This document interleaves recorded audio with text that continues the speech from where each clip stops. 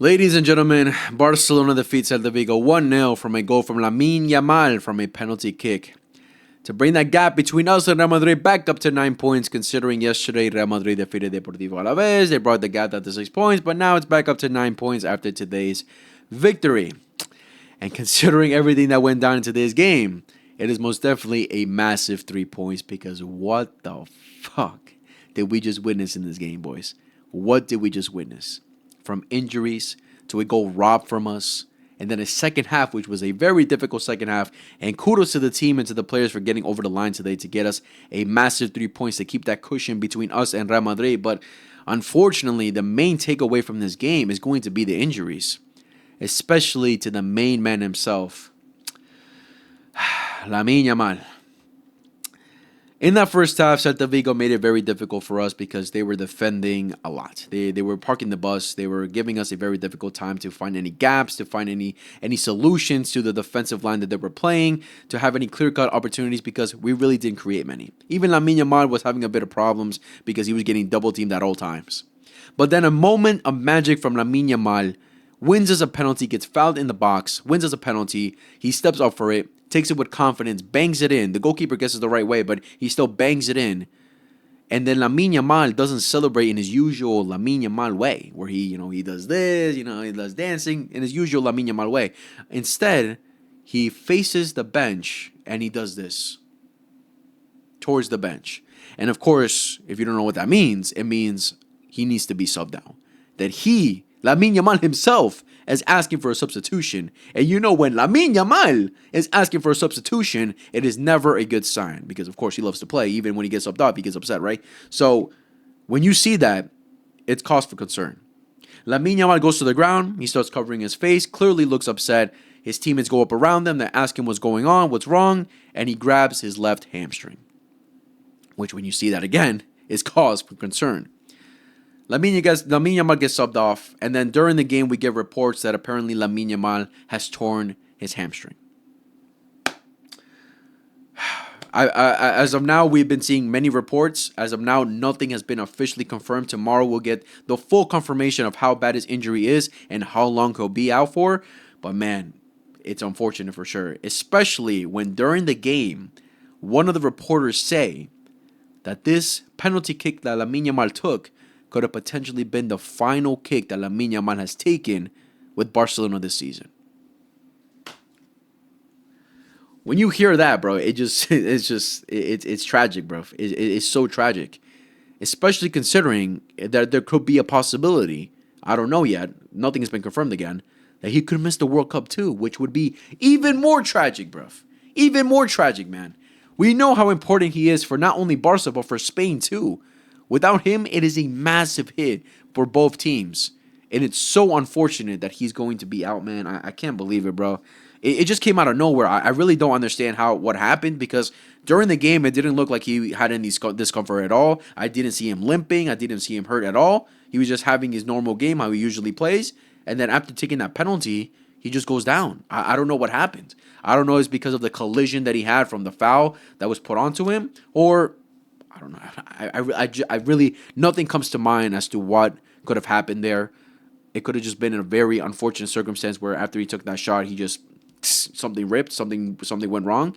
But again, nothing has been confirmed, but it's looking bad, man. Because when Lamine Yamal is upset the way he was upset when he went down, man, it sucks, bro. It sucks. Tomorrow we'll have more confirmation from it. Tomorrow we'll talk more about it after everything comes out of how long he'll be out for and everything. But man, you already know of all these rest of the games, which are going to be very difficult. Yes, we have a 9-point gap over Real Madrid, and I'm still very confident that we can get the job done. But without the likes of Lamine Yamal, imagining a Barca without Lamine Yamal, a Hansi Flick team without Lamine Yamal, it's difficult to imagine, especially since we're still having injuries with other players as well, with the likes of Rafinha as well. Up top, we're losing some good quality up top now. Very good quality, very important quality up top. And Lamine Yamal going out, man, it sucks, bro. It sucks. But not only was it Lamine Yamal, João Cancelo also comes out with an injury around the 23rd minute. Unfortunately for him, he just goes to the ground. I don't know what happened. He just went to the ground. He started grabbing like the upper part of his knee.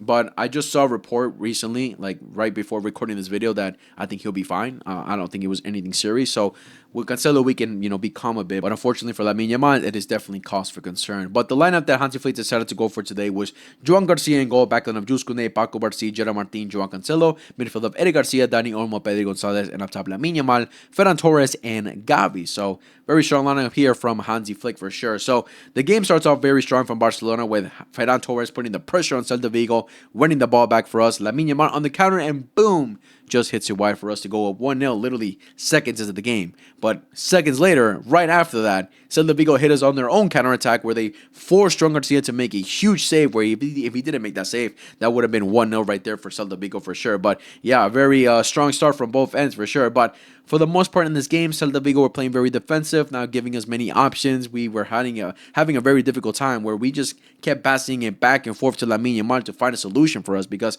on the left-hand side, Gavi practically did nothing. I was really unimpressed with his performance today. For most parts, I thought he was non-existent. Of course, he's not a winger for sure, but yeah, I don't get why he was playing there really.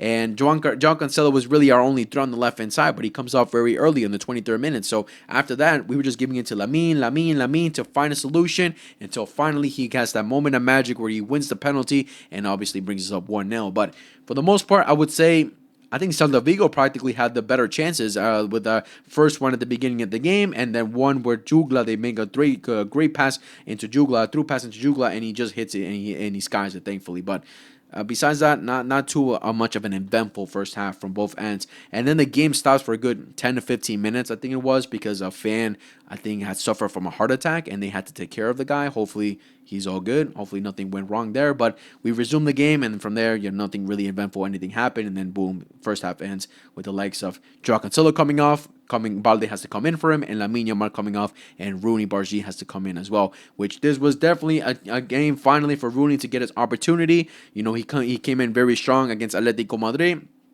And this was definitely his opportunity to finally show up. And did he really do that? I really wouldn't say, because that second half, man.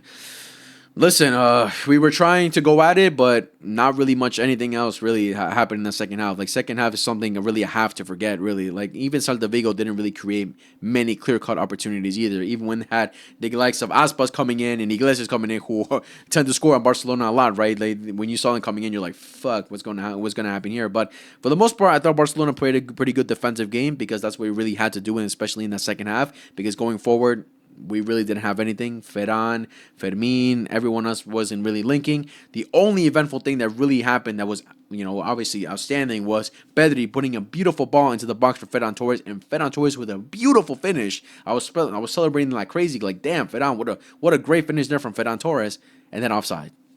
And then what? Where is what? Can someone explain where is the offside? I don't get it. I might be blind. I know I have glasses. I never use them, but come on. Where is the offside here, man? I don't get it. I don't get how they took away this goal from us. That's complete and utter bullshit, man. Because we definitely needed that goal so we can be more comfortable in the second half. But now we had to suffer because we win 1-0. We only had 1-0 goal advantage, right? So that was complete and utter bullshit. I don't know why they took that goal away from us, but hey, whatever, man. In the end, we still got the job done. That's the most important thing. From Celta Vigo, the most important player from them was definitely Moriba. He was opening up play for Celta Vigo so many times. He was definitely giving us a difficult time because, again, there were moments in that game where our press was just all over the place. I don't know what we were doing in the first half, where we just made it very easy for them at times, where they just ran through us even from their own end. So not good enough from the press, where we just surround the player and we still can't get the ball for them. Like, what are we doing there? But Moriba was definitely the most outstanding player from Celta Vigo. From Barcelona, Pedri at the end got the man of the match. I thought Pedri did all right. Again, not the best performance from Pedri. I don't know what's been going on with him from the Atletico game, where he was very poor. In this game, I thought he was a bit slow. He made some good recovery. I definitely think he was one of our better players for sure. But I wouldn't say his best performances, besides that beautiful ball he burned for Ferran, right? But he did pretty well. For the most part, everyone did their job, helping out defensively too, to try and get this win over the line. But again, that second half was just like, all right, let's see if we can survive this, especially towards the end, dying minutes, right? Because Balde comes in, offers nothing going forward. Fermin comes in, like, I don't know, he looks so slow, like he messed up some passes, not really much going forward at all. Rooney, he attempted, he kept tripping on himself. I don't know what the hell he was doing. Frankie, he looks like a good motivator to definitely come and kill off the game for sure. I thought he did pretty well coming in. And Rashford, man, I don't even know what else to say about the guy, man. He's just not inspiring at all. But at the end, we get the job done, boys. That's the most important thing. But, man, after Lamine went out with his injury, that just completely killed my mood. And, man, I don't know what else to say, bro. I really don't know what else to say. But unfortunately, Lamine Yamal is definitely going to be the main talking point.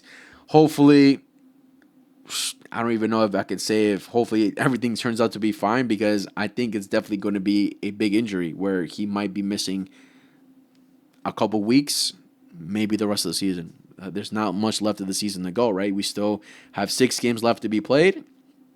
But hey, man, we have to try and find and figure out what we can do, what solutions we can bring in now that Lamine Yamal is out. Because, man, what else can I say? But again, once we get the confirmation of Lamine going out, we'll go more in depth about it. But boys, that's all I pretty much have to say about this game. Not much of an eventful game besides the injuries and what happened in that first half for the most part. But yeah, that's all I can say. But yeah, guys, make sure to like, subscribe, favorite, hit the notification bell for every time we upload. Share to your friends, love football. I love every single one of you. Thank you guys so much for the support in recent weeks. I really appreciate every single one of you guys. We're so close to 1K, and again, once we hit 1K, we'll be doing a giveaway. So yeah, thank you guys for the support so much. Much love to you all. God bless. Take care and peace.